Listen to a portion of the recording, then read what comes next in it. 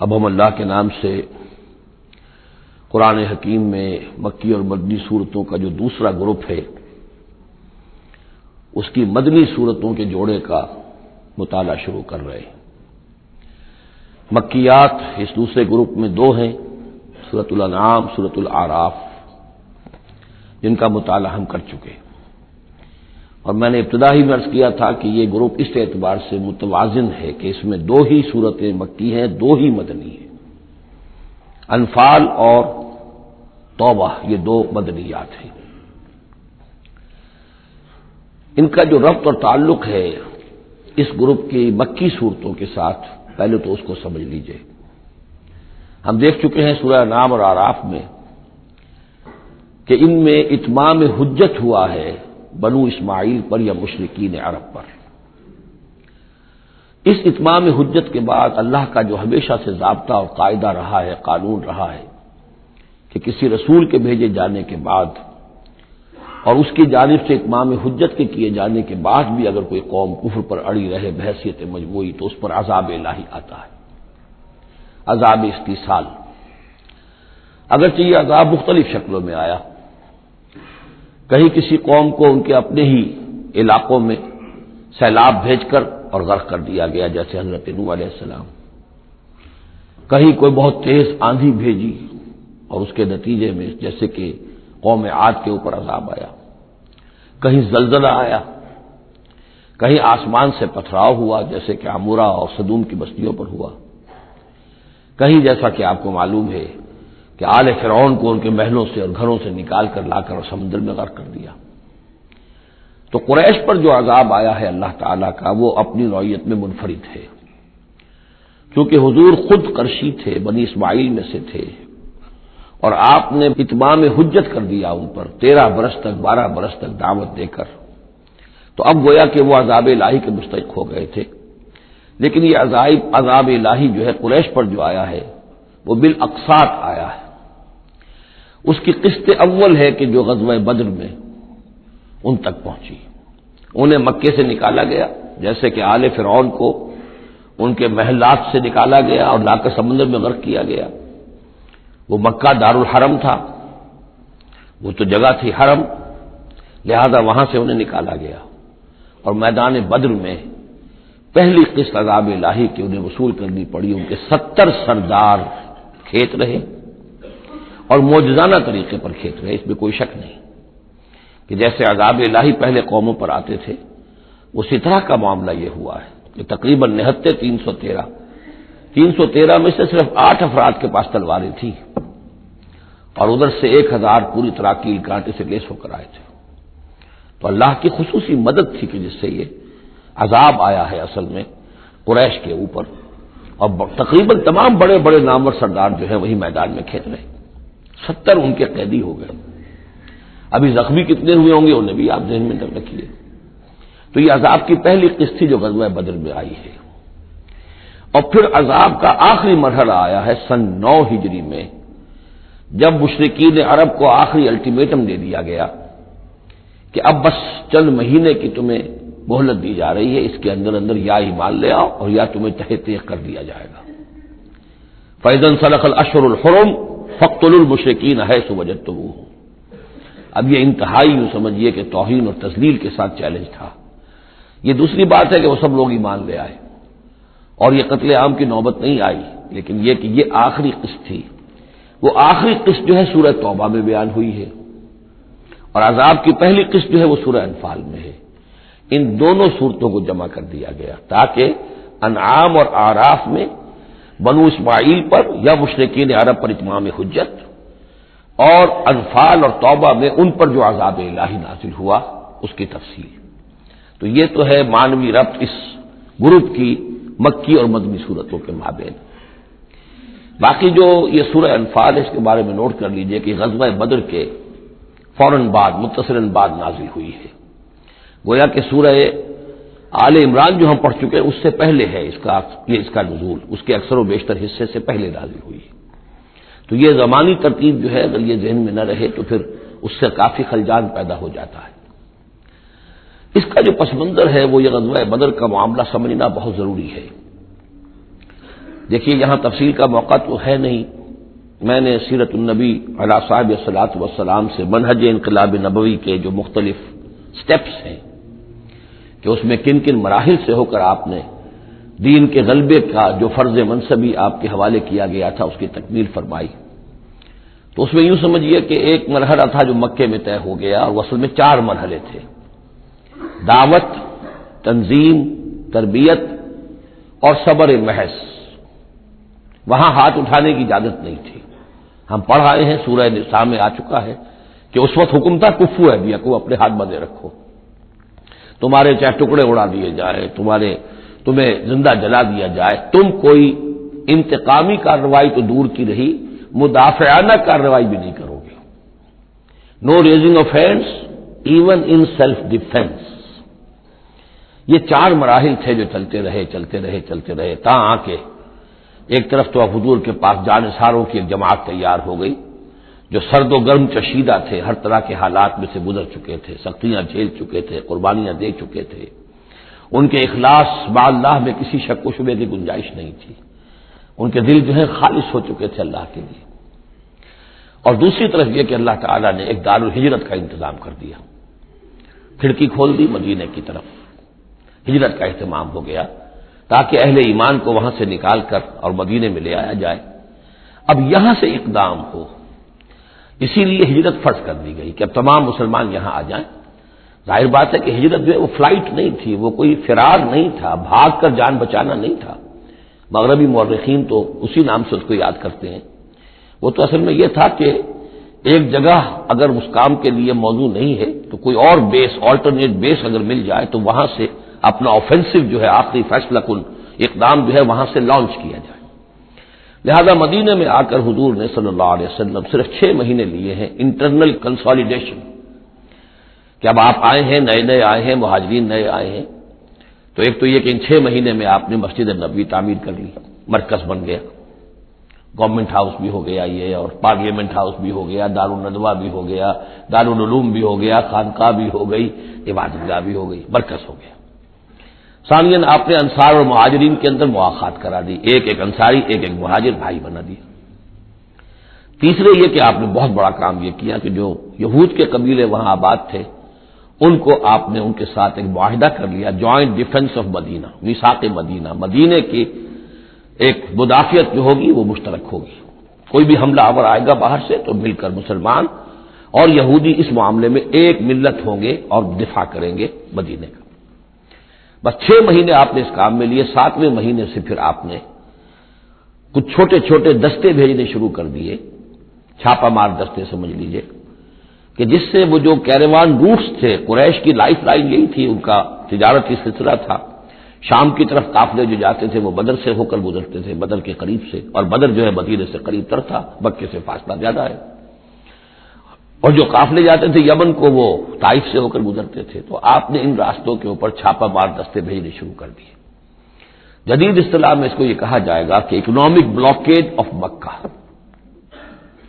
8 ایسی مہمیں غزوہ بدر سے پہلے ثابت ہیں 1.5 سال کے اندر۔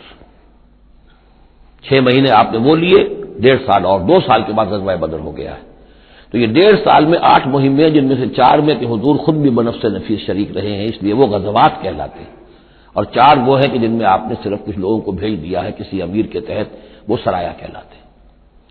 تو یہ جو صورتحال ہوئی، اور اس میں یہ بھی ہوا کہ حضور جہاں جاتے تھے خود تو وہاں کے قبائل سے آپ معاہدے کر لیتے تھے۔ اب یا تو وہ جو قبائل جو تھے مقامی، پہلے تو وہ قریش کے حلیف تھے، اب یا تو وہ حضور کے حلیف ہو گئے، مسلمانوں کے حلیف ہو گئے، تو قریش کی طاقت کم ہوئی، مسلمانوں کی بڑھ گئی، یا یہ ہے کہ وہ نیوٹرل ہو گئے کہ ہم نہ قریش کی مدد کریں گے آپ کے خلاف، نہ آپ کی مدد کریں گے قریش کے خلاف، نیوٹرل ہو گئے۔ اس سے بھی یہ ہے کہ قریش کا جو حلقہ اثر تھا، سیاسی زون آف پولیٹیکل انفلوئنس، وہ کم ہو رہا ہے۔ یہ 2 چیزیں ایسی ہوئی ہیں، political isolation of Quraysh and economic blockade of Makkah, جس کے نتیجے میں مکے والے جو ہیں پھر یوں سمجھیے کہ تنگ آمد بجنگ آمد، ورنہ مکے والوں کی طرف سے کوئی آغاز ثابت نہیں ہے تاریخ میں کہ حضور کے اور مسلمانوں کے مکے سے جانے کے بعد ان کی طرف سے کوئی ابتدا ہوئی ہو، کوئی انیشیٹو لیا گیا۔ 2 واقعات خاص طور پر ایسے ہو گئے کہ ایک چھوٹا سا آپ نے ایک دستہ بھیجا تھا نخلا، اور یہ نخلا جو ہے یہ مکے اور طائف کے مابین ہے، تو سمجھیے کس قدر فاصلے پر، اور وہاں مٹ بھیڑ ہو گئی، جو مسلمان وہاں بھیجے گئے تھے ان کے کفار کے ساتھ، وہاں ایک مشرک مکے کا مارا گیا، ایک کو انہوں نے قید کیا، ساتھ لے آئے، کچھ سامان جو ان کا تجارت تھا وہ بھی لے آئے، وہ مال غنیمت سمجھ کر۔ تو حضور اگرچہ ناراض ہوئے کہ میں نے تمہیں لڑنے کا حکم نہیں دیا تھا، میں نے اس لیے بھیجا تھا کہ وہاں رہو اور قریش کی نقل و حرکت سے ہمیں مطلع کرتے رہو، لیکن اب سچویشن پیدا ہو گئی، گویا کہ یہ چاہے ارادہ تھا یا نہیں تھا، ڈی فیکٹو شکل یہی ہوئی کہ اقدام ہو گیا مسلمانوں کی طرف سے، اب آغاز ہو گیا مسلمانوں کی طرف سے۔ ادھر جب ابو سفیان لے کر جا رہے تھے بہت بڑا قافلہ شام کی طرف، تو حضور نے اس کا تعاقب کیا، لیکن وہ تیزی سے نکل گئے تھے۔ لیکن جب واپس آ رہے تھے اور 50,000 دینار کا سامان تھا ان کے قافلے کے اندر، بہت لدا پدا قافلہ، انہیں یہ خطرہ ہوا کہ اب پھر محمد صلی اللہ علیہ وسلم اور ان کے ساتھی کہیں لوٹیں گے ہمیں اور ہمارے اوپر حملہ کریں گے، روکیں گے ہمارا راستہ۔ تو انہوں نے یہ دوہری حکمت عملی کی کہ ایک تو یہ کہ ایک سوار بھیجا، آگے تیزی کے ساتھ دوڑایا کہ مکے جاؤ، کہو کہ ہمارے قافلے کو خطرہ ہے محمد سے صلی اللہ علیہ وسلم، لہذا مدد بھیجو۔ اور ادھر یہ کیا کہ وہ عام راستہ جو تھا، جو بدر سے ہو کر گزرتا تھا، اسے چھوڑ کر ساحل سمندر کے ساتھ ساتھ نیچے سے ہو کر وہ نکل بھی گئے۔ اب وہاں مکے میں یہ دونوں چیزیں بیک وقت پہنچ گئی، ایک طرف وہ نخلا سے لوگ روتے پیٹتے چیختے چلاتے ہمارا آدمی مار دیا محمد کے آدمیوں نے، وہ آ گئے، ادھر سے وہ آ گیا جو ابو سفیان کا بھیجا ہوا تھا ایلچی کہ دوڑو دوڑو دوڑو تمہارا قافلہ محمد لوٹنے والے ہیں اور یہ ہے اور وہ ہے۔ بس وہ وار کرائی وہاں ہوئی اور 1,000 کا لشکر جو ہے وہاں پر پھر جمع کیا گیا اور 900 اونٹ فراہم کیے گئے اور 100 گھوڑوں کا ایک رسالہ تیار کیا گیا اور وہ لوگ مکے سے نکل آئے۔ یہ صورتحال ادھر ہو رہی تھی۔ ادھر یہ ہے کہ حضور صلی اللہ علیہ وسلم نے مدینے میں پہلے تو یہ فیصلہ کیا تھا کہ اب یہ قافلہ واپس آنے والا ہے تو ہم اس قافلے کا تعاقب کریں، ابھی جنگ وغیرہ کا آپ کو گمان نہیں تھا، ابھی مدینے ہی میں آپ نے یہ جو ہے ایسا ارادہ ظاہر کیا کہ جیسے پہلے بھی گئے تھے، جب قافلہ جا رہا تھا شام کی طرف تو تعاقب کیا تھا، ایسے جب آ رہا ہے تو اسے انٹرسیپٹ کریں۔ لہذا ایک تو مشاورت ہوئی ہے مدینے میں، آیا چلنا چاہیے یا نہیں چلنا چاہیے، وہ میں بعد میں عرض کروں گا جب ہم آیتیں پڑھیں گے۔ پھر جب کچھ لوگ نکل آئے اور یہ نہیں سمجھا گیا تھا کہ کوئی جنگ ہونی ہے، کوئی بڑا لشکر آ رہا ہے، اس وقت تک اطلاع نہیں تھی، اسی لیے بس جو جس کے ہاتھ میں آیا، کسی کے پاس نیزہ تھا، کسی کے پاس کچھ اور تھا، تلواریں 8 تھیں، گھوڑے کل 2 تھے، وہ چل پڑے۔ چلو اس لیے کہ مسئلہ تو قافلے کا مسئلہ ہے نا، کوئی جنگ تو ہے نہیں، کوئی لشکر وشکر تو آ نہیں رہا۔ جب آپ کچھ سفر طے کر کے مقام صفرا تک پہنچ گئے تو وہاں وحی آ گئی اور آپ کو اطلاع بھی پہنچ گئی، کہ ابو جہل جو ہے 1,000 کا لشکر لے کر مکے سے چل پڑا ہے، اور وحی بھی آ گئی، اللہ نے بتا دیا کہ اے نبی اب یہ 2 شکلیں ہیں، جنوب سے مکے کی طرف سے ایک لشکر آ رہا ہے، کیل کانٹے سے لیس ہے، شمال سے قافلہ آ رہا ہے، اور میرا یہ وعدہ ہے کہ ان دونوں میں سے ایک ضرور تم کو دے دوں گا، تم کو فتح حاصل ہو جائے گی، یہ میرے اہل ایمان کو بتا دیجئے اور ذرا مشورہ کیجئے۔ تو دوسری مشاورت جو ہے وہ مدینے سے نکل کر ہوئی ہے مقام صفرا میں۔ یہ اصل میں جو چیزیں اگر سامنے نہ ہو تو پھر یہ بہت خلجان ہوتا ہے، اور اکثر لوگوں کو، مترجمین کو اور مفسرین کو بہت خلجان رہا ہے ان آیات کے سمجھنے میں۔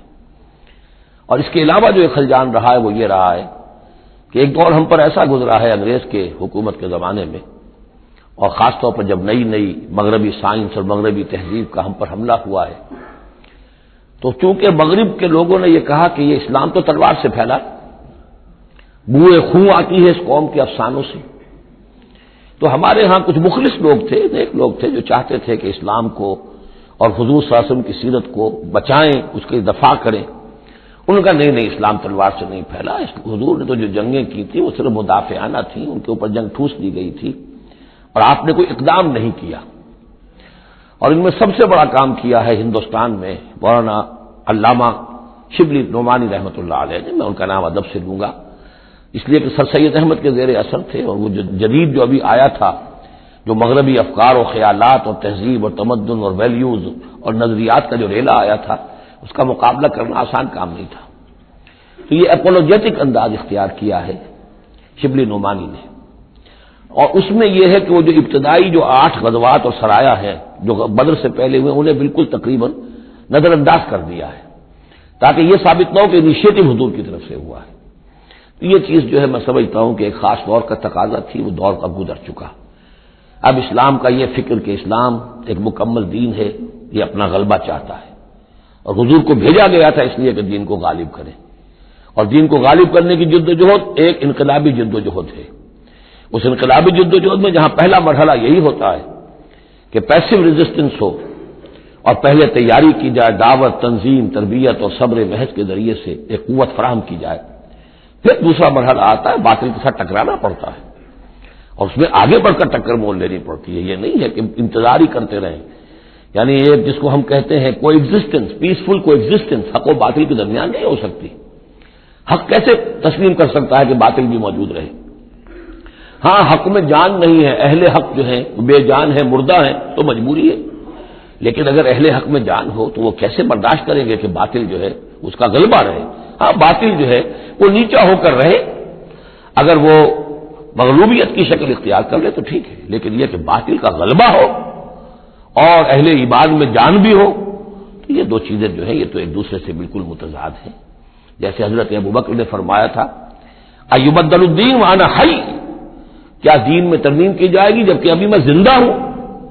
میرے جیتے جی دین کے اندر ترمیم یہ ممکن نہیں ہے۔ تو وہی بندہ مومن کی شان ہونی چاہیے۔ تو اصل حقائق الحمدللہ بہت اچھی طریقے سے واضح ہو چکے ہیں۔ بہرحال اتنا پس منظر جو ہے جان لیجئے، اور ایک خاص اسلوب جو ہے سورہ مبارکہ کا، اگرچہ یہ تقریباً ایک خطبہ ہے، مسلسل 10 رکوع ہے، لیکن اس میں ایک خاص مسئلے کو نکال کر پہلے شروع میں لے آئے ہیں۔ اس کی بحث آئے گی تقریباً وسط میں جا کر، لیکن اس اسلوب کو یہاں نوٹ کر لیجئے، وہ اس لیے کہ یہی اسلوب ہے جس سے ہمیں سمجھنے میں مدد ملے گی۔ سورہ توبہ کے جو ترتیب مضامین ہے وہاں بھی بہت اشکال ہے، اور بہت سے مترجمین کو جدید دور کے جو زیادہ محنت نہیں کر سکے ہیں، بس ترجمہ مکمل کرنا انہوں نے اپنے پیش نظر رکھ لیا، تفسیر مکمل کرنی ہی ہے، لہذا وہ تیزی کے ساتھ وہ دقت نظر کا ثبوت نہ دے سکے تو اس میں بڑے خلجان پیدا کر دیے۔ وہ اسلوب کیا ہے کہ اس پوری بحث میں سب سے ایک نمایاں مسئلہ یہ ہو گیا تھا غزوہ بدر کے بعد کہ مال غنیمت پر مسلمانوں میں جھگڑا ہو گیا۔ پہلی جنگ تھی، غنیمت کی تقسیم کیسے ہوگی، اس کا قانون کیا ہے، اس کا ضابطہ کیا ہے، وہ معلوم نہیں تھا۔ اور یہ کہ عام طور پر جو عرب میں پہلے رواج تھا وہ تو یہ تھا کہ جس کے ہاتھ جو لگ گیا بس وہ اس کا ہے۔ وہ تو لوٹ مار جانتے تھے کہ باقاعدہ جنگ جو ہے وہ تو ان کے ہاں اس طریقے سے منظم کوئی تنظیم تو تھی نہیں، تو جو جس کے ہاتھ لگ گیا۔ اب لوگوں نے یہ سمجھا غزوہ بدر میں جس نے جو کچھ مال غنیمت جمع کیا وہ اس کا ہے۔ اب کچھ لوگوں نے کہا صاحب کہ ہم یہاں حضور کے حفاظت کے لیے مامور تھے، یہاں پہرے پر تھے، ہم تو مال جمع نہیں کر سکے، تو کیا مطلب ہے ہمارا کوئی حصہ نہیں ہوگا؟ یا یہ ہے کہ کچھ بزرگوں نے کہا تو وہ اتنی بھاگ دوڑ تو نہیں کر سکتے جتنے نوجوان کر سکتے تھے، بھاگ کر دوڑ کر ادھر سے ادھر جمع کر لینا، لیکن یہ کہ ان کی حیثیت ہوتی ہے، وجاہت ہوتی ہے، تو ایک جھگڑا پیدا ہو گیا کہ یہ کس طریقے سے تقسیم ہو، کس کا کتنا حق ہے۔ تو اس جھگڑے کا ذکر کر کے سورت شروع کی ہے، لیکن اس کے اوپر کوئی بات یہاں نہیں کی، بلکہ کیٹیگوریکل بات کی ہے کہ جڑ کاٹ دی اس کی، لیکن اس پر جو اصل حکم ہے وہ بعد میں آئے گا وسط سورت میں۔ مال غنیمت کے لیے یہاں لفظ آیا انفال، یسألونک عن الانفال۔ اے نبی یہ آپ سے انفال کے بارے میں پوچھ رہا ہے۔ انفال جمع نفل کی، نفل کہتے ہیں کسی اضافی شے کو، جیسے نماز فرض ہے، یہ سنت مؤکدہ ہے، یہ فلاں ہے، یہ نفل ہے، اضافی ہے، آپ کی مرضی پر ہے، پڑھیں نہ پڑھیں۔ تو جو کہ جنگ میں اصل شے جو مطلوب ہوتی ہے وہ فتح ہوتی ہے، مال غنیمت تو ایک اضافی شے، بونس ہے جو مل گیا، ورنہ اصل شے جو ہے وہ مال غنیمت جو ہے پیش نظر جنگ میں نہیں ہوتی۔ لوٹ مار میں اصل شے جو ہے وہ لوٹ مار کا مال ہوتا ہے، لیکن جب جنگ ہوتی ہے تو جنگ میں تو اصل چیز جو مقصود ہے وہ فتح ہے۔ تو اس حوالے سے مال غنیمت کو انفال کے لفظ سے تعبیر کیا گیا، یسألونک عن الانفال۔ اے نبی یہ آپ سے پوچھ رہے ہیں مال غنیمت کے بارے میں، قل الانفال للہ والرسول۔ پہلے تو جڑ کاٹتی مسئلہ کہہ دیں کہ الفال کل کے کل اللہ اور اس کے رسول کے ہیں، تم میں سے کسی کا کوئی حق ہے ہی نہیں، لاؤ سب جمع کر دو۔ یہ فتح جو ہے تمہارے ہاتھوں نہیں آئی ہے، یہ اللہ کی خصوصی مدد سے آئی ہے، لہذا کسی کا کوئی حق نہیں۔ زیرو لیول پر لا کر پھر ان کو سنبھالنا آسان تھا کہ جب معلوم ہو کہ سب کچھ ہاتھ سے دے کر، تو پھر تو ظاہر بات ہے کہ آدمی جو ہے جب ساری جاتی دیکھیے تو آدھی دیجیے بانٹ والی بات ہے، پھر وہ کم کے اوپر بھی راضی ہو گئے۔ لیکن پہلا مسئلہ یہی تھا، قل الانفال للہ والرسول واتقوا اللہ، اللہ کا تقوی اختیار کرو، واصلحوا ذات بینکم، اور اپنے آپس کے معاملات کو درست کرو، واطیعوا اللہ ورسولہ، اور اللہ اس کے رسول کی اطاعت کرو ان کنتم مؤمنین اگر تم مومن ہو. گویا کہ جڑ ہی کاٹ دی، کسی کا کوئی حق اس میں ہے ہی نہیں، یہ سب اللہ اس کے رسول کے لیے یعنی اسلامی ریاست کے لیے. اب یہاں جو آگے آیات آ رہی ہیں بڑی اہم ہے. بندہ مومن کی شخصیت کا جو حیولہ ہے اور بندہ مومن کی جو تعریف ہے جامع ترین اور مختصر ترین الفاظ میں یہ آئی ہے سورہ حجرات میں. اس کے دو حصے ہیں. ایک تو ہے بندہ مسلم، مسلمان کے لیے تو 5 چیزیں ہیں، کلمہ شہادت، نماز، روزہ، حج، زکوٰۃ. لیکن حقیقی مومن کے لیے اس میں 2 اضافی چیزیں شامل کرنی پڑیں گی. وہ کیا ہیں؟ دلی یقین اور عملی جہاد. بندہ مومن کی شخصیت کے اندر یہ 2 رخ اور ہونے چاہیے. جو صرف مسلمان ہے، کلمہ شہادت، نماز، روزہ، حج، زکوٰۃ. بنی الاسلام علی 5 شہادت اللہ الہ الا اللہ وان محمد رسول اللہ واقام الصلاۃ وایتاء الزکوٰۃ وصوم رمضان وحج البیت. لیکن مومن انما المؤمنون الذین آمنوا باللہ ورسولہ ثم لم یرتابوا، یقین والا ایمان، دل میں ایمان. وجاہدوا باموالہم وانفسہم فی سبیل اللہ، اور جہاد کریں اپنی جان اور مال کے ساتھ اللہ کی راہ میں. اب یہاں یوں سمجھیے کہ سورہ حجرات کی اس آیت نمبر 15 میں جو ڈیفینیشن آئی ہے، جیسے پرکار ہوتی ہے، پرکار کو کھول دیا. ایک حصے کی کیفیات کو یہاں اس سورہ انفال کے شروع میں لے آئے ہیں اور دوسری جہاد والی کیفیات کو سورہ انفال کے آخر میں لے آئے ہیں. تو یہ پرکار یہاں کھلی ہوئی ہے اس ڈیفینیشن کی. تو ایک حصہ ڈیفینیشن کا یہاں آ رہا ہے، انما المؤمنون الذین اذا ذکر اللہ وجلت قلوبہم. اہل ایمان، حقیقی مومن تو وہ ہیں کہ جب اللہ کا ذکر کیا جاتا ہے تو ان کے دل لرز جاتے ہیں. وَإِذَا تُلِيَتْ عَلَيْهِمْ آیاتُهُ، اور جب انہیں اس کی آیات پڑھ کر سنائی جاتی ہیں، زادتہم ایمانا، ان کے ایمان میں بڑھوتری ہوتی ہے، اضافہ ہوتا ہے. وَعَلَىٰ رَبِّهِمْ يَتَوَكَّلُونَ، اور وہ اپنے رب پر توکل کرتے ہیں. الَّذِينَ يُقِيمُونَ الصَّلَاةَ، جو نماز کو قائم رکھتے ہیں. وَمِمَّا رَزَقْنَاهُمْ يُنْفِقُونَ، اور جو کچھ ہم نے انہیں دیا ہے اس میں سے اللہ کے لیے، اللہ کے دین کے لیے خرچ کرتے ہیں. انفاق فی سبیل اللہ مراد. اولئک هم المؤمنون حقا، یہ وہ لوگ ہیں جو سچے مومن ہیں، حقیقی مومن ہیں. لیکن نوٹ کر لیجئے یہ بھی ابھی آدھی ڈیفینیشن آئی ہے، اس سورہ مبارکہ کے آخر میں آئے گی اور وہاں جا کے پھر یہی الفاظ آئیں گے. یہ آیت نمبر 74 ہے. والذین آمنوا وہاجروا وجاہدوا فی سبیل اللہ والذین آووا ونصروا اولئک هم المؤمنون حقا لهم مغفرۃ ورزق کریم. اس کے بعد ایک آیت اور بعد میں ہے، سورت ختم ہو جاتی ہے. تو لاسٹ بٹ 1 آیت اور ادھر پہلی کے بعد دوسری، ان 2 جگہ پر ایمان کے حقائق کو تقسیم کر کے پرکار کو کھول کر گویا کہ پوری سورت کو ان 2 کے درمیان میں لے لیا گیا ہے، گود میں لے لیا گیا ہے. ایمان کی ڈیفینیشن کے یہ 2 حصے جو ہیں ان کی گود میں. اب یہاں سے شروع ہو رہا ہے غزوہ بدر کا. کما اخرجک ربک من بیتک بالحق، جیسے کہ نکالا آپ کو اے نبی آپ کے رب نے آپ کے گھر سے حق کے ساتھ. یعنی آپ کا یہ بدر کی طرف روانہ ہونا جو ہے یہ اللہ تعالیٰ کی ایک اسکیم کا حصہ تھا، اللہ کی اپنی ایک تدبیر ہے.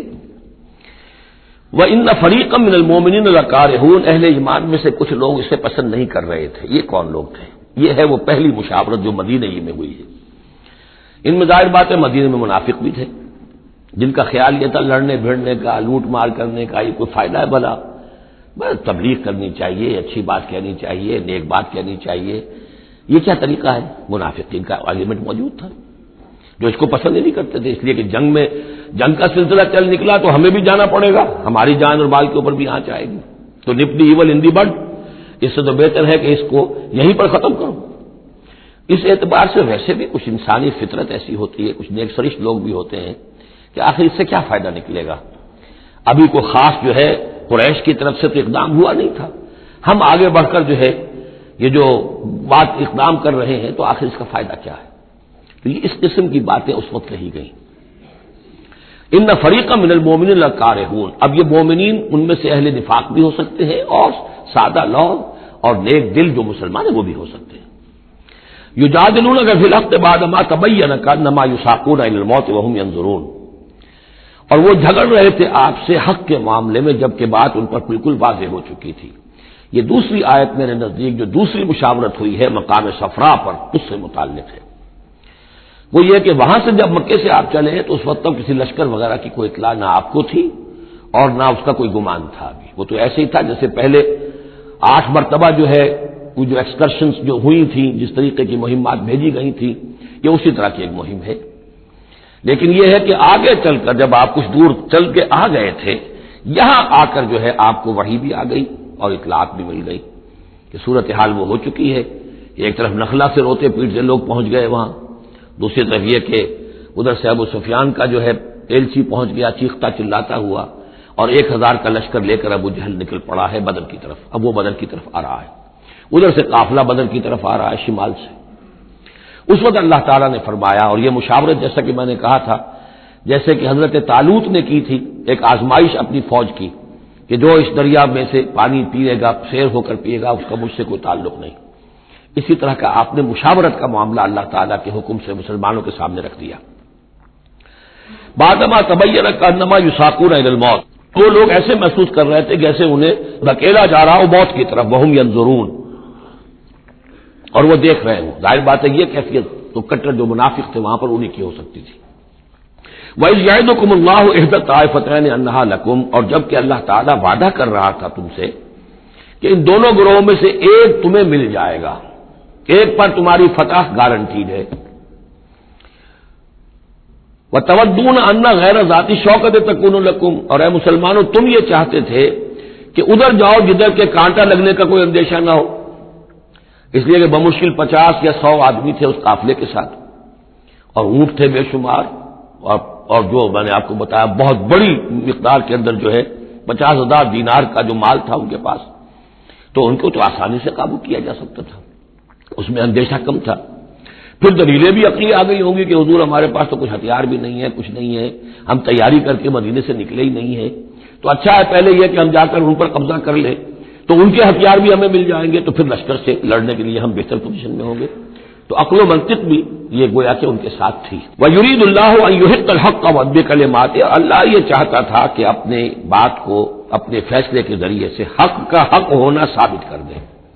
وَيَقْطَعَ دَابِرَ الْكَافِرِينَ، اور کافروں کی جڑ کاٹ دے۔ یہ قطع دابر القوم الذین ظلموا، کافر قوم کی جڑ کاٹ دی گئی، جو ہم پڑھ کر آئے سورہ اعراف میں۔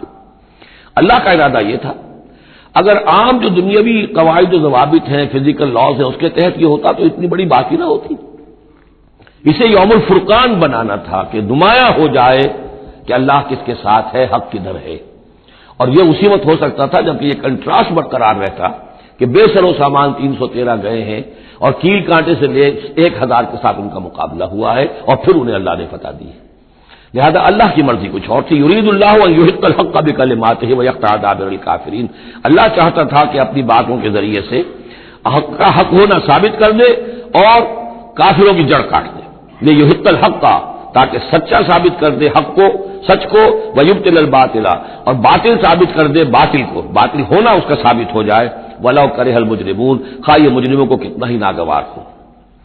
استستغیثون ربکم، یاد کرو جب کہ تم اپنے رب سے استغاثہ کر رہے تھے، دعائی دے رہے تھے کہ اللہ اب ہماری مدد فرما۔ فاستجاب لکم، تو اللہ نے تمہاری دعا کو قبول کیا تھا۔ انی ممدکم بالف من الملائکۃ مردفین، کہ میں تمہاری مدد کروں گا 1000 ملائکہ سے جو لگاتار آئیں گے، پے بپے آئیں گے۔ 1000 کا لشکر آیا ہے نا، تو 1000 فرشتے ہم تمہاری مدد کے لیے بھیج دیں گے۔ وما جعلہ اللہ الا بشرا، اور اللہ نے اس کو نہیں بنایا مگر تمہارے لیے بشارت، وَلِتَطْمَئِنَّ بِهِ قُلُوبُكُمْ، اور تاکہ تمہارے دل مطمئن ہو جائیں۔ وَمَا النَّصْرُ إِلَّا مِنْ عِنْدِ اللَّهِ، اور مدد تو اللہ کی طرف سے ہوتی ہے، فرشتوں کو بھیجے بغیر بھی وہ مدد کر سکتا ہے۔ کن فیکون کی شان کے ساتھ وہ جو چاہے کر دے، لیکن یہ کہ تمہارا جو اپنا ایک سوچنے کا انداز ہے، بر بنائے طب بشری، تمہاری تسکین کے لیے ہم نے یہ شکل کر دی کہ 1000 دشمن آ رہا ہے تو 1000 فرشتہ تمہاری مدد کے لیے ہم بھیج دیں گے۔ ان اللہ عزیز الحکیم، یقیناً اللہ تعالیٰ سب زبردست ہے اور حکمت والا۔ اذ یغشیکم النعاس امنۃ منہ، جبکہ تم کو ڈھانپ لیا تھا ایک اونگ نے جو امن کی اور تسکین کا ذریعہ بن گیا اللہ کی طرف سے۔ یہ 2 معجزے ہوئے ہیں خاص اس وقت، معجزے اس معنی میں کہ عام حالات میں یہ چیزیں نہیں ہوتی، لیکن اس میں کوئی خرق عادت نہیں ہے۔ معجزہ اس معنی میں نہیں ہے کہ اس کو چیلنج کر کے حضور نے دکھایا ہو، اس معنی میں نہیں، بس یہ کہ غیر معمولی اللہ کی نصرت کی شکلیں ہیں۔ ایک تو یہ کہ حالانکہ معاملہ بڑا سخت تھا، لیکن رات کو جا کے پڑاؤ پر مسلمان سوئے اطمینان سے، بڑی عمدگی سے نیند آئی، دل میں وہ دغدغہ نہیں تھا، اللہ پر اطمینان تھا، اللہ کے لیے نکلے تھے۔ لہذا ان کو وہ بے چینی اور تشویش اور کل کیا ہو جائے گا، رہیں گے کہ نہیں رہیں گے، زندگی ہوگی موت، کچھ نہیں. نیند آئی، انہیں اطمینان سے سوئے، صبح کو اٹھے تو وہ گویا کہ چاقو چوبند تھے.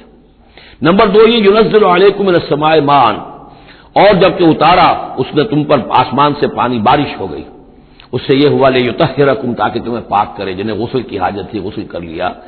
وَیُذْهِبَ عَنکُمُ الرِّجْسَ الشیطان، اور دور کر دے تم سے شیطان کی نجاست کو. وَلِیَرْبِطَ عَلَىٰ قُلُوبِکُم، اور یہ کہ تاکہ تمہارے دلوں کے اندر بھی، بارش کے بعد جو فضا ہوتی ہے اس سے طبیعت کے اندر بھی ایک اطمینان اور سکون پیدا ہوتا ہے.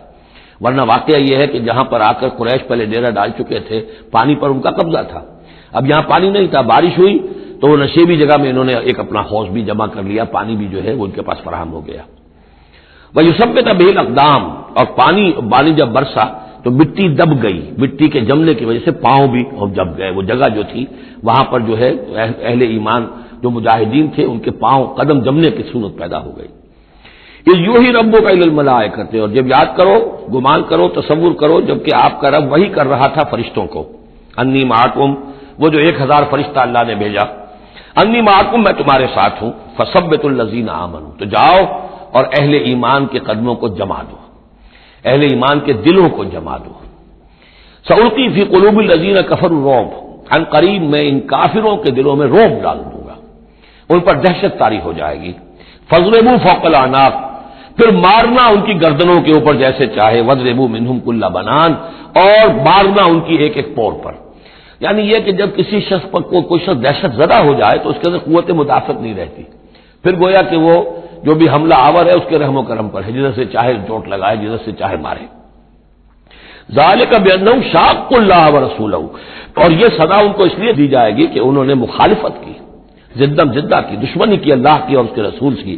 ومن یشاقق اللہ ورسولہ فإن اللہ شدید العقاب، اور جو اللہ اور اس کے رسول کا دشمن ہو جائے اور اس سے زدم زدہ کرے تو اللہ تعالیٰ بھی سزا دینے میں بہت سخت ہے.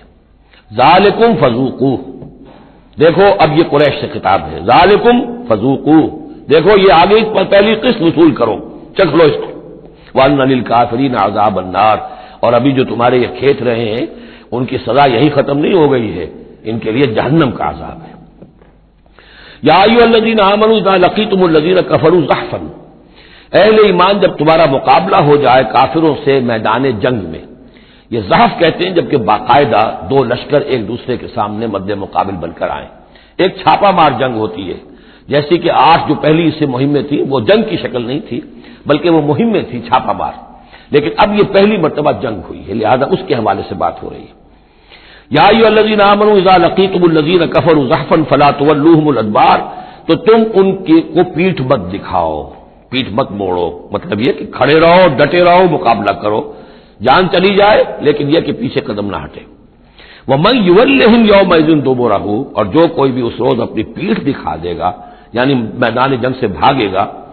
2 استثناءات کے ساتھ، الا متحرفا لقتال، سوائے اس کے کہ یا تو وہ کوئی داؤ لگا رہا ہو جنگ کے لیے، جیسے 2 آدمی بھی جنگ کرتے ہیں اور تلوار اور اس کے ساتھ، تو کوئی ذرا ادھر ہٹتا ہے، پیچھے کو ہٹتا ہے، وہ بھاگنا نہیں ہوتا بلکہ وہ تو در حقیقت ایک ٹیکٹیکل موو ہے، وہ تو ایک اپنے داؤ کے لیے ذرا پیچھے ہٹنا، اب اس وقت میسرہ کو پیچھے کر لیا جائے اور جو میمنہ ہے اسے آگے بڑھایا جائے، یہ بات اور ہے.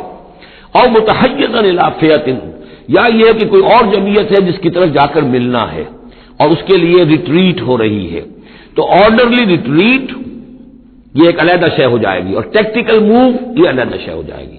تو آرڈرلی ریٹریٹ اور ٹیکٹیکل موو، ان 2 کے سوا اگر کوئی بھگدڑ کے اندر کوئی جان بچا کر بھاگا فقط باب غضب من اللہ، تو اس نے تو اللہ کا غضب جو ہے وہ کما لیا. ومأواہ جہنم، اس کا ٹھکانہ جہنم ہوگا، وبئس المصیر، اور وہ بہت ہی برا ٹھکانہ ہے. اب یہاں وہ بات آ گئی فلم تقتلوہم، اے مسلمانوں تم نے انہیں قتل نہیں کیا، ولکن اللہ قتلہم، اللہ نے انہیں قتل کیا. ویسے تو یہ کہ فاعل حقیقی اللہ ہے، ہم جو کام بھی کرتے ہیں اور جس شے کے اندر بھی کوئی تاثیر ہے وہ اللہ ہی کی وجہ سے. لا فاعل فی الحقیقت ولا مؤثر الا اللہ، عام حالات میں بھی یہ، لیکن یہ خاص حالات تھے جن میں اللہ تعالیٰ کی خصوصی مدد آئی ہے. فلم تقتلوہم ولکن اللہ قتلہم وما رمیت اذ رمیت ولکن اللہ رما، اور اے نبی آپ نے بھی جو کنکریوں کی مٹھی بھر کر پھینکی تھی، آپ نے کنکریاں لی اپنی مٹھی میں اور پھینکا کفار کے لشکر کی طرف. شاہت الوجوہ، چہرے جو ہے بگڑ جائیں۔ تو یہ پتہ نہیں کہاں تک اللہ نے ان کنکریوں کو پہنچایا ہے۔ تو فرمایا اور آپ نے جب وہ کنکریوں کی مٹھی پھینکی تھی وما رمیت اذ رمیت، آپ نے نہیں پھینکی تھی ولکن اللہ رما، یہ تو اللہ تعالیٰ نے پھینکی تھی۔ ہاتھ ہے اللہ کا، بندہ مومن کا ہاتھ۔ وَلِيُبْلِيَ الْمُؤْمِنِينَ مِنْهُ بَلَاءً حَسَنًا، تاکہ اللہ تعالیٰ اہل ایمان کے جوہر نکھارے، ان کے اندر کی چھپی ہوئی جو صلاحیتیں ہیں مخفی ہیں انہیں اجاگر کرے۔ یہ ذرا نوٹ کر لیجئے، بلا یبلو کے معنی ہوتا ہے آزمانا، تکلیف میں ڈال کر کسی آزمائش میں۔ ابلا یبلی جب یہ باب افعال سے آتا ہے تو کسی کے جوہر کو نکھارنا، کسی کی جو خابیدہ صلاحیتیں ان کو ابھارنا، یہ ہے ابلا۔ لیبلی المؤمنین منہ بلاء حسنا، تاکہ اللہ تعالیٰ خوب اہل ایمان کے اوپر ان کے جو ہے جوہر نکھارے۔ ان اللہ سمیع علیم، یقیناً اللہ سب کچھ سننے والا اور جاننے والا ہے۔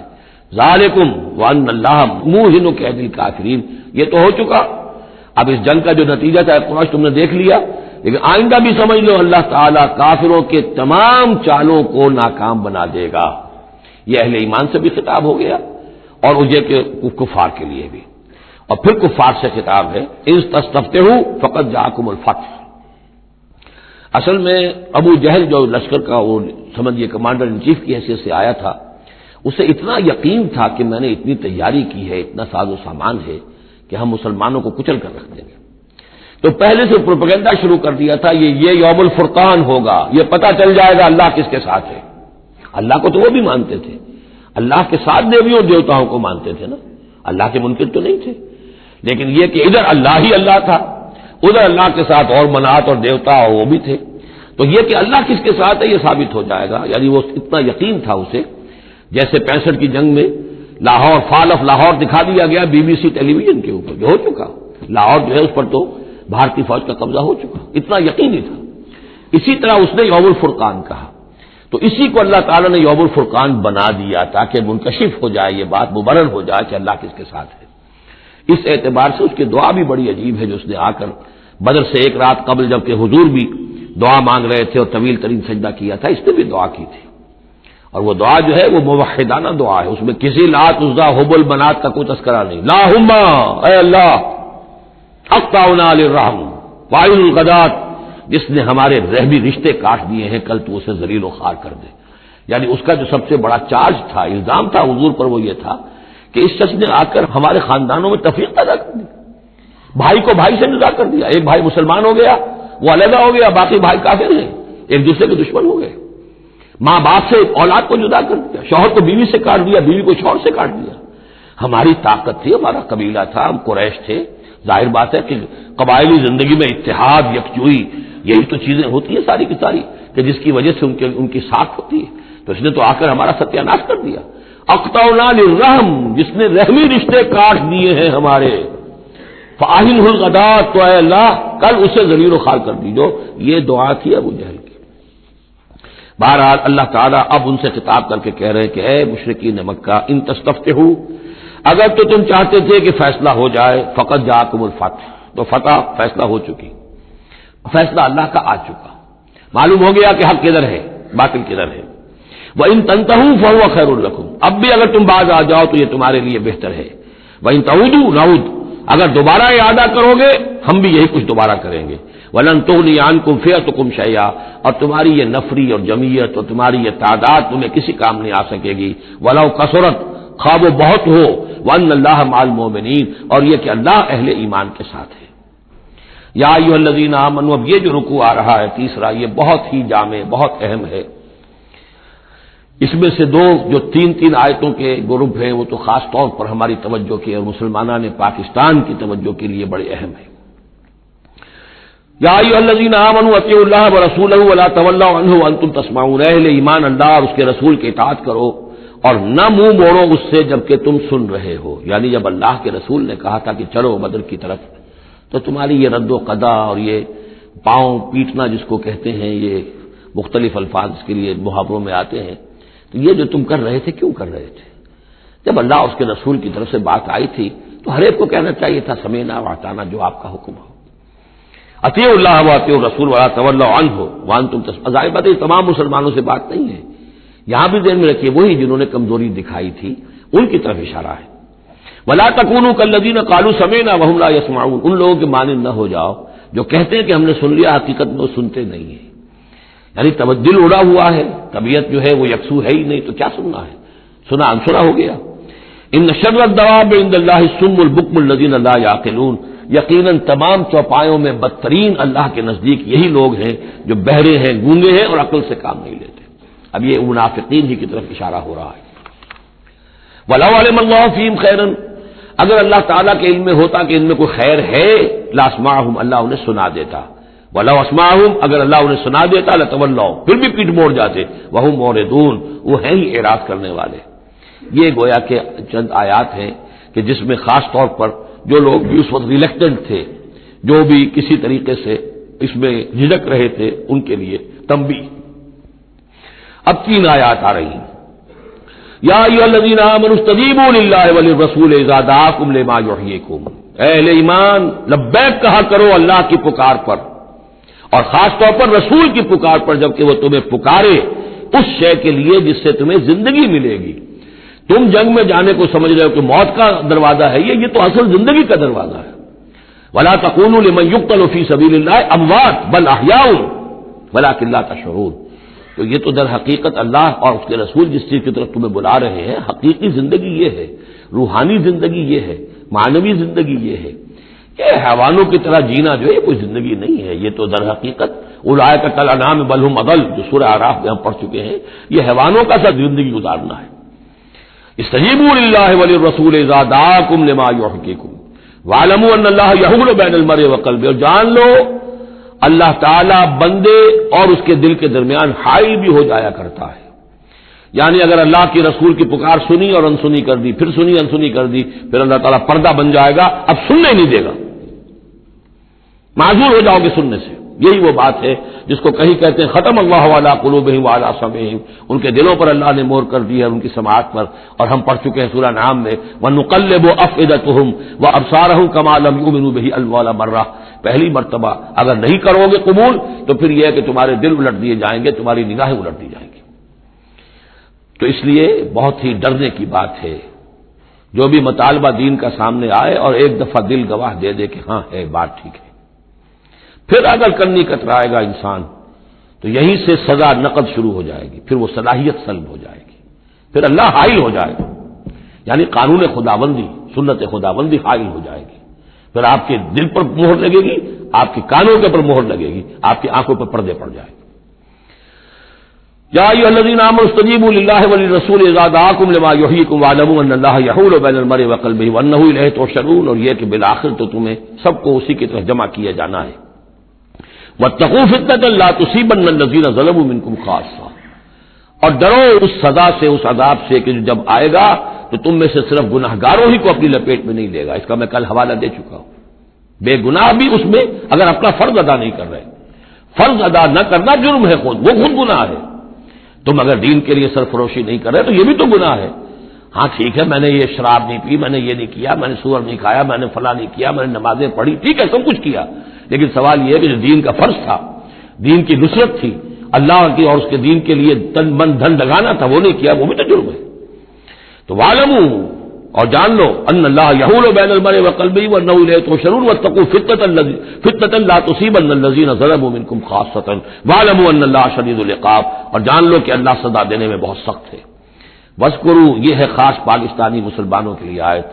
اور یاد کرو اذ انتم قلیل، جب تم تھوڑی تعداد میں تھے، جیسے ہم بھی اقلیت کی کا خوف تھا ہمیں کہ ہم ہندوؤں کے مقابلے میں اقلیت ہیں. مستضعفون فی الارض، جنہیں زمین میں دبا لیا گیا تھا. تخافون ان یتخطفکم الناس، تمہیں اندیشہ یہ تھا کہ لوگ تمہیں اچک لے جائیں گے، اکثریت جو ہے وہ تمہیں ایکسپلائٹ کرے گی معاشی اعتبار سے، سماجی اعتبار سے، لسانی اعتبار سے، مذہبی اعتبار سے. فآواکم، تو اللہ نے تمہیں پناہ کی جگہ دے دی. وَأَيَّدَكُم بِنَصْرِهِ، اور تمہاری مدد کی ہے، خاص تائید کی ہے اپنی خاص نصرت سے. وَرَزَقَكُم مِّنَ الطَّيِّبَاتِ، اور تمہیں بہترین پاکیزہ رزق عطا کیا ہے، لَعَلَّكُمْ تَشْكُرُونَ، تاکہ تم شکر کرو. یا ایھا الذین آمنوا لا تخونوا اللہ والرسول، اے ایمان مت خیانت کرو اللہ سے اور اس کے رسول سے. ایمان کا دم بھرنا اور پھر اس کے دین کو، اللہ کے دین کو مغلوب دیکھ کر بھی اپنے دھندے، اپنے کاروبار، اپنی جائیداد، اپنی ملازمت، اپنا پروفیشن، اسی چکر میں لگے رہنا، اس سے بڑی خیانت کیا ہوگی؟ بے وفائی ہے، غداری ہے، خیانت ہے۔ لا تخونوا اللہ والرسول، اللہ اور اس کے رسول کے ساتھ خیانت نہ کرو، وتخونوا اماناتکم وانتم تعلمون، اور نہ ہی اپنی آپس کی امانتوں میں خیانت کرو۔ سب سے بڑی خیانت تو اللہ کے ساتھ خیانت ہے۔ سب سے بڑی وہ امانت جو اللہ نے اپنی روح تم میں پھونکی ہے، اس کا حق اگر تم ادا نہیں کر رہے ہو تو سب سے بڑی خیانت یہ ہے، جس کو کہ فرمایا گیا ہے سورہ احزاب میں، ہم نے آسمانوں پر، زمین پر، پہاڑوں پر پیش کی، ان عرضنا الامانۃ علی السماوات والارض والجبال فابین ان یحملنها واشفقن منها وحملها الانسان۔ تو بہت بڑی بڑی امانتیں تمہارے پاس ہیں، دین کی امانت ہے، قرآن کی امانت ہے، شریعت کی امانت ہے، یہ سب امانتیں محمد رسول اللہ کی ہیں۔ وَأَنَّ اللَّهَ عِندَهُ أَجْرٌ عَظِيمٌ، اور یقینا اللہ ہی کے پاس ہے بہت بڑا اجر۔ یا ایھا الذین آمنوا ان تتقوا اللہ یجعل لکم فرقانا وَاعْلَمُوا أَنَّمَا أَمْوَالُكُمْ وَأَوْلَادُكُمْ فِتْنَةٌ، اور جان لو تمہاری اولاد اور تمہارے اموال تمہارے لیے فتنہ ہے، یہی روکتے ہیں، یہی دو بیڑیاں ہیں جو پاؤں میں پڑی رہتی ہیں، مال اور اولاد۔ اولاد کو اعلیٰ سے اعلیٰ تعلیم دلانی ہے، اس کے لیے بڑی بڑی فیسیں دینی پڑتی ہیں، اس کے لیے ظاہر بات ہے کہ اپنا ایک ایک قطرہ جو ہے پسینے کا اور خون کا لگائیں گے تو کہیں جا کر وہ ساری چیزیں فراہم ہوگی۔ آدمی کھپ گیا اسی کے اندر، اولاد کے لیے یا مال کے لیے، پھر کہاں سے وقت لائیں دین کے لیے، اور دین کے لیے نصرت کے لیے کہاں کوئی رمق جسم کے اندر باقی رہ جاتی ہے۔ جان لو کہ تمہارے اموال اور تمہاری اولاد تمہارے لیے فتنہ ہے۔ فتنہ کہتے ہیں جس پر کسی کو پرکھا جائے، کسوٹی جس کے اوپر پرکھا جا رہا۔ وَأَنَّ اللَّهَ عِندَهُ أَجْرٌ عَظِيمٌ، اور یقینا اللہ ہی کے پاس ہے بڑا اجر۔ یا ایھا الذین آمنوا ان تتقوا اللہ یجعل لکم فرقانا، اہل ایمان اگر تم اللہ کے تقوی پر برقرار رہو گے تمہارے لیے فرقان، ایک کے بعد دوسری فرقان آتی رہے گی۔ پہلا فرقان تو یہ آ گیا ہے، یہ فتح جو تمہیں دی گئی ہے۔ وَيُكَفِّرْ عَنْكُمْ سَيِّئَاتِكُمْ، اور یہ کہ تمہارے سے تمہاری جو کمزوریاں ہیں، برائیاں ہیں، وہ اللہ تعالیٰ دور کر دے گا۔ وَيَغْفِرْ لَكُمْ، اور بخش دے گا۔ وَاللَّهُ ذُو الْفَضْلِ الْعَظِيمِ، اللہ بڑے فضل والا ہے۔ وَإِذْ يَمْكُرُ بِكَ الَّذِينَ كَفَرُوا، اب یہ ہجرت سے پہلے جو صورتحال تھی مکے میں کہ قریش کے سردار بیٹھتے تھے دارالندوہ میں، کیا کریں اب ہم محمد صلی اللہ علیہ وسلم کو قتل کر دیں، سازشیں ہوتی تھیں، اور اسی طریقے سے انہیں قید کر دیں، کہیں یہاں سے نکلنے پہ مجبور کر دیں، تو وہ جو سازشیں ان کی ہوتی تھی اور مشورے ہوتے تھے ان کا ذکر ہے۔ وَإِذْ يَمْكُرُ بِكَ الَّذِينَ كَفَرُوا، اور یاد کیجئے جبکہ وہ لوگ جو کافر ہوئے، یہ کافر لوگ آپ کے بارے میں مشورے کرتے تھے، چالیں چلتے تھے، اسکیمیں بناتے تھے، سازشیں کرتے تھے۔ لِيُثْبِتُوكَ، نمبر ایک تو یہ کہ آپ کو کہیں قید کر دیں، اور يَقْتُلُوكَ، یا قتل کر دیں، اور يُخْرِجُوكَ، یا آپ کو اپنی بستی سے کہیں نکال دیں۔ وَيَمْكُرُونَ وَيَمْكُرُ اللَّهُ، وہ بھی چالیں چل رہے تھے، ان کی بھی اسکیمز تھیں اور اللہ کی اپنی اسکیم تھی۔ وَاللَّهُ خَيْرُ الْمَاكِرِينَ، اور ظاہر بات ہے کہ اللہ تعالیٰ بہترین ہے پلاننگ کرنے والا اور بہترین ہے تدبیر فرمانے والا۔ وَإِذَا تُتْلَىٰ عَلَيْهِمْ آيَاتُنَا قَالُوا قَدْ سَمِعْنَا لَوْ نَشَاءُ لَقُلْنَا مِثْلَ هَٰذَا، اور جب انہیں ہماری آیات پڑھ کے سنائی جاتی ہے تو وہ کہتے ہیں ٹھیک ہے، بہت سن لی ہم نے یہ آیات، بہت محمد آپ نے سنا لیا، کوئی ایسی بات بھی نہیں ہے، ہم چاہیں گے تو ایسا ہی کلام ہم بھی کہہ لیں گے۔ جرأت نہیں کی کسی نے کہ آئے کہ یہ کلام میں نے موضوع کیا ہے اور یہ قرآن کے برابر ہے، تو کوئی کمیشن بٹھا لیجئے، کوئی سازش بنا لیجئے کہ تو طے کریں، یہ جرأت نہیں ہوئی۔ لیکن یہ کہہ دینے میں تو کوئی بات نہیں تھی، زبان کون پکڑے گا۔ لَوْ نَشَاءُ لَقُلْنَا مِثْلَ هَٰذَا، اگر ہم چاہیں گے تو ہم بھی ایسے کہہ دیں گے، کوئی ایسی بڑی بات نہیں ہے۔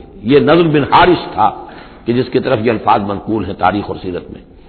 ان ھذا الا اساطیر الاولین، یہ نہیں ہے یہ مگر یہ کہ پچھلوں کی کہانیاں ہیں، قصے ہیں، جیسے آج بھی مستشرقین کہتے ہیں کہ کچھ تورات سے کچھ انجیل سے محمد نے لے لیا جوڑ جاڑ کر اور یہ قرآن بنایا ہے۔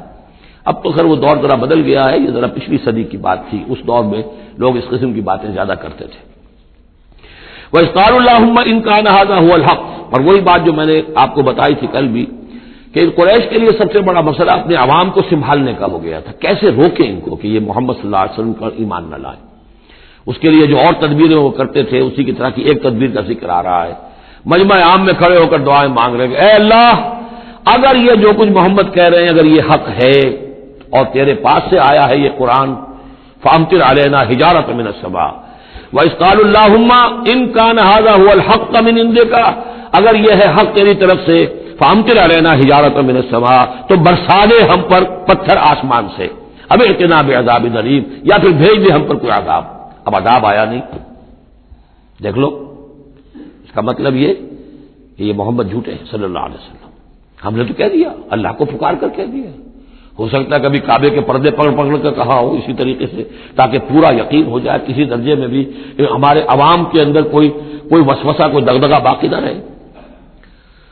وَمَا كَانَ اللَّهُ لِيُعَذِّبَهُمْ، اور اللہ تعالیٰ انہیں عذاب نہیں دے سکتا تھا، اللہ کے لیے ممکن نہیں تھا کہ ان پر عذاب بھیجتا. وَأَنْتَ فِيهِمْ، جبکہ ابھی اے محمد آپ ان کے مابین موجود تھے.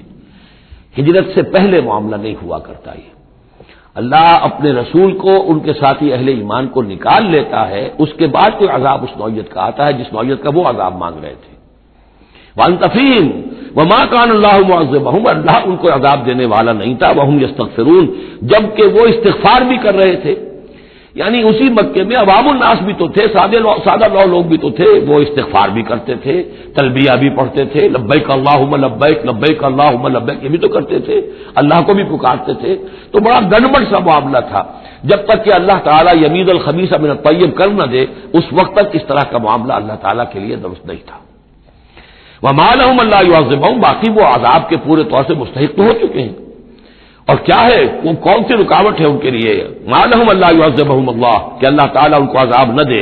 وَهُمْ يَصُدُّونَ عَنِ الْمَسْجِدِ الْحَرَامِ، جبکہ وہ روک رہے ہیں مسجد حرام سے لوگوں کو. وَمَا كَانُوا أَوْلِيَاءَهُ، اور حقیقت میں یہ اس کے متولی نہیں ہے، یہ اس کے مختار نہیں ہے، یہ اس کے ساتھی نہیں ہے. ان اولیاءہ الا المتقون، اس اللہ کے گھر کے تو ولی اور اس کے جو اصل مجاور کہہ لیجئے یا متولی کہہ لیجئے، وہ تو ہوں گے متقی لوگ جو اللہ کا تقوی رکھتے ہوں، اللہ کی بندگی کرتے ہوں. ولکن اکثرهم لا يعلمون، لیکن ان کی اکثریت علم نہیں رکھتی. وما كان صلاتهم عند البيت، اور انہوں نے جو نماز کا حلیہ بگاڑا ہے، نہیں ہے ان کی نماز بیت اللہ کے پاس الا مقام و تصدیہ، سیٹیاں بجاتے ہیں، تالیاں پیٹتے ہیں، یہ ان کی نماز رہ گئی ہے. طواف کرتے تھے تو اس میں سب سے اونچا طواف تھا برہنہ طواف، اور نماز جو تھی ان کی وہ یہ تھی، سیٹیاں بجاتے ہوئے. جیسے کہ آپ کو معلوم ہے کہ بعض علاقوں میں مسجدوں کے اندر جب وہ میلاد کی محفلیں ہوتی ہیں تو اس کے اندر ڈھول اور ڈھمک کا، یہ میں نے سنا ہے کہ خاص طور پر افریقہ کے بعض ممالک میں کام ہوتا ہے. یہ اللہ کا شکر ہے اس حد تک کم سے کم یہ کہ بر عظیم پاک و ہند کے اندر جو بھی صورت ہوئی ہے وہ یہ مسجد کے اندر یہ خرافات نہیں ہوئی ہے، باقی باہر ہو رہی ہے جو بھی ہو رہی ہے. تو انہوں نے نماز کی بھی شکل یہ بنا دی تھی. فذوقوا العذاب بما کنتم تکفرون، تو اب چکھو مزہ عذاب کا اپنے کفر کی پاداش میں. ان الذين كفروا ينفقون اموالهم ليصدوا عن سبيل الله، ظاہر بات ہے یہ لشکر آیا تھا تو اس کے لیے بھی تو لاؤ لشکر تیار کرنا پڑا تھا نا، ساز و سامان، 900 اونٹ، 1000 آدمیوں کے لیے راشن بھی چاہیے تھا. مکے سے چل کے مدینے تک آنا ہے، جنگ میں رہنا ہے، تو یہ 10 اونٹ روزانہ جو ہے ذبح ہو رہے تھے اس فوج کے لیے. تو یہ سارا جو انفاق کیا ہے کچھ لوگوں نے کیا ہے نا، جو باطل کے لیے انفاق کر رہے تھے، شیطان کے لیے. وہ حزب الشیطان جو ہے، آخر وہ بھی تو مجاہد تھے، وہ مجاہد تھے فی سبیل الشیطان، فی سبیل الشرک. تو جو خرچ کر رہے ہیں اپنے مال لیصدوا عن سبیل اللہ، تاکہ لوگوں کو روک سکے اللہ کے راستے سے، فسينفقونها، وہ اور بھی خرچ کریں گے، ابھی انہیں اور بڑے لشکر تیار کرنے پڑیں گے. ثم تكون عليهم حسرة، پھر یہ سب ان کے لیے ایک حسرت بن جائے گی. سب کچھ مال بھی ہم نے لگا دیا، ساری جانیں ہم نے گنوا دی، کچھ نہ ہوا. محمد کا بال بھی کا نہ کر سکے صلی اللہ علیہ وسلم. اللہ کا دین تو جا الحق وزهق الباطل ان الباطل كان زهوقا، ایک وقت آئے گا کہ اللہ کا دین جو ہے غالب ہو جائے گا.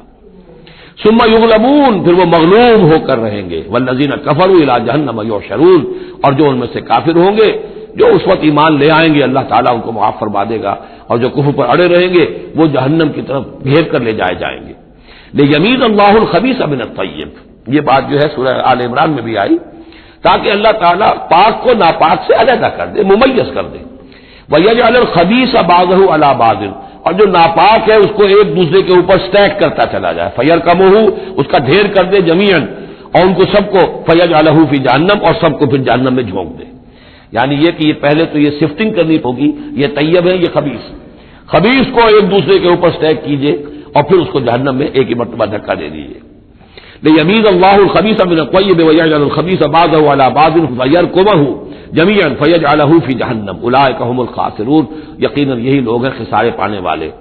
قل للذین کفروا ان ینتہوا یغفر لهم ما قد سلف، اعلان کر دیجئے محمد صلی اللہ علیہ وسلم ان کافروں کے سامنے، اب بھی اگر باز آ جائیں تو جو کچھ ہو چکا ہے وہ معاف کر دیا جائے گا. اب بھی موقع ہے، اب بھی ایمان لے آؤ. یہودو، اور اگر وہ ارادہ کریں گے دوبارہ یہی کچھ کریں گے، فقط بدت سنت الاولین، تو پچھلوں کی بھی داستانیں گزر چکی ہیں، ان کی جو بھی کچھ ان پر ہوا ہے وہ سب کو معلوم ہے۔ اب ظاہر بات ہے کہ وہ مکی قرآن تو نازل ہو چکا تھا، سورہ اعراف بھی نازل ہو چکی، سورہ نام بھی نازل ہو چکی، جو کچھ ہوا ہے قوم ہود کے ساتھ، قوم صالح کے ساتھ، قوم شعیب کے ساتھ، اس ساری داستانیں تو تھی، فقط مدد سنت الاولین، اگلوں کا جو طریقہ اور راستہ تھا وہ تو گزر چکا ہے، وہ سب کے سامنے آ چکا ہے۔ وَقَاتِلُوهُمْ حَتَّى لَا تَكُونَ فِتْنَةٌ وَيَكُونَ الدِّينُ كُلُّهُ لِلَّهِ۔ یہ سورہ بقرہ میں بھی آیت آئی تھی اور اب آئی ہے اضافی شان کے ساتھ، یعنی اے مسلمانوں اب تمہاری یہ دعوت و تحریک جو ہے یہ اس مرحلے میں داخل ہو گئی، آرمڈ کانفلکٹ۔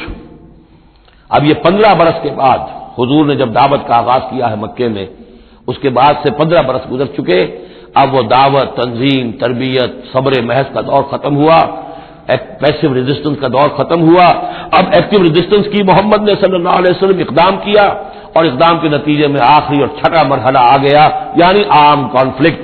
اب تلوار سے ٹکرا چکی، اب تمہاری تلواریں نیام میں نہیں جائیں گی جب تک کام مکمل نہ ہو جائے، اور کام کی تکمیل کیا ہے؟ فتنہ بالکل ختم ہو جائے۔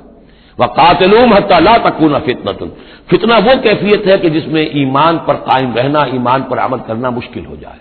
جب باطل کا غلبہ ہے تو ایک بندہ مومن کے لیے ایمان پر پوری طریقے سے کاربند ہونا مشکل ہے، لہذا اس صورتحال کو ختم کرو، یعنی اب دین کا غلبہ ہو جائے۔ حَتَّى لَا تَكُونَ فِتْنَةٌ وَيَكُونَ الدِّينُ كُلُّهُ لِلَّهِ، دین بھی جزوی نہیں، کل کا کل دین اللہ ہی کے تابع آ جائے۔